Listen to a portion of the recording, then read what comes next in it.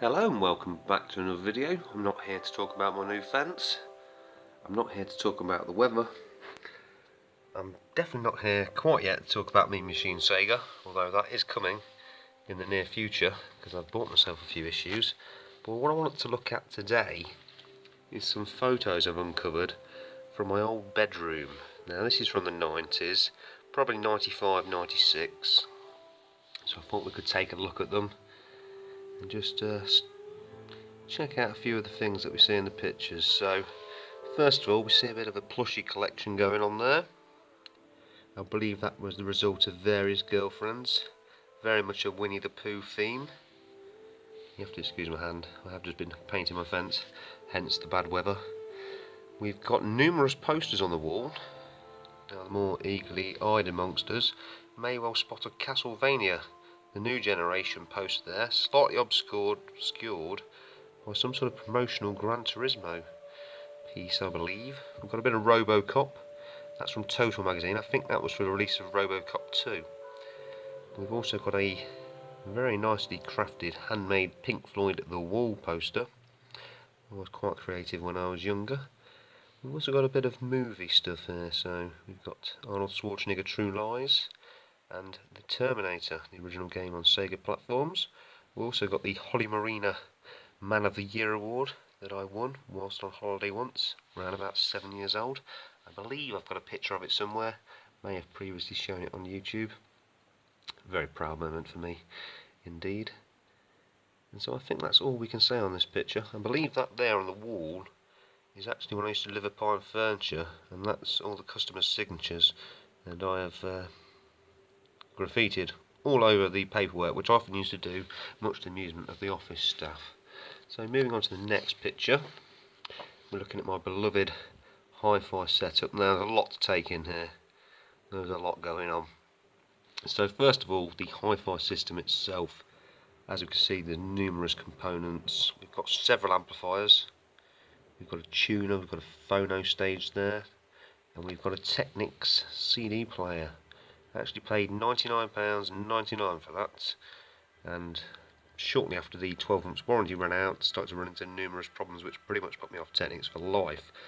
So here we see what is a Goodman's speaker system. Now they've got 10-inch subwoofers, and I actually rescued them from a repossession job I was on once.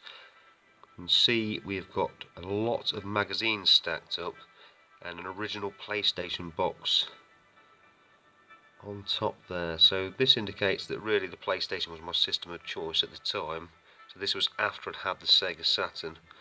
On the wall again, posters, cards, all sorts. A bit of Sonic 2 action there. Got a bit of a Turtles. Must have been a shower gel container. We've also got this wooden thing here. This guy on like a plane type thing that you pull down. This is what brought it all back for me actually, because I've seen that in a charity shop for a fiver, and I thought, bloody hell, I used to have that. I paid a lot more than a fiver for it. Got a bit of basketball action if necessary. Also these trees, I was fascinated by these. Had a book once just totally of different trees, and it's really interesting at the time. Got an Ewok on the wall. That's Lex Luger, not the guy from Superman. It's actually the wrestler, and I think that's Ricky the Steamboat Dragon in the background there. Used to be quite a fan of the old wrestling. There's my CD collection at the time, and a Man United flag. So back at school, you know, you chose the big teams. Man United were my team of choice. I think that was mainly because people across the road who we often stayed with during the summer holidays while my mum was at work were avid Man United supporters, so it kind of rubbed off. But they were a very interesting and successful team back in the mid-90s, without any doubt. And prior to that, there was a period of time, when Man United weren't that great, but yeah, at that point they were getting some serious titles. So here we have another look, and I sort of think of what I've done is I took a picture from each angle of the room. So you can see the wooden thing there. For some reason I'm holding it, yes, try to get into angle, and you can see the wall of sound. I mean, this is just ridiculous. We've got a set of Celestion Diton 44s 12-inch bass speakers there. You can also see a PlayStation on that shelving system. We've got a set of Boss speakers, or Bose, and on top of those a set of Wharfedale Modus 6s. Now we're looking at about 8 foot of speakers there. You can also see in the background that large wooden thing with the Pink Panther on top, if it'll ever go into focus. They are actually a set of B&W valve speakers, and they were really cool because the valve section was in the top there, but unfortunately I had to let them go. There's also a mannequin and my very meagre collection of PlayStation 1 games. I don't think we're going to be able to work out what they are, but I think there would have been Soul Blade, Overboard, Crash Bandicoot, Gran Turismo, Touring Cars 2, and a few others. They were the big games for me.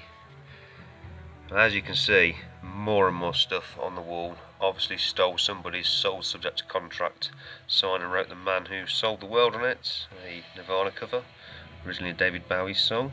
I think I may have mentioned the mannequin with the lamp on top of his head.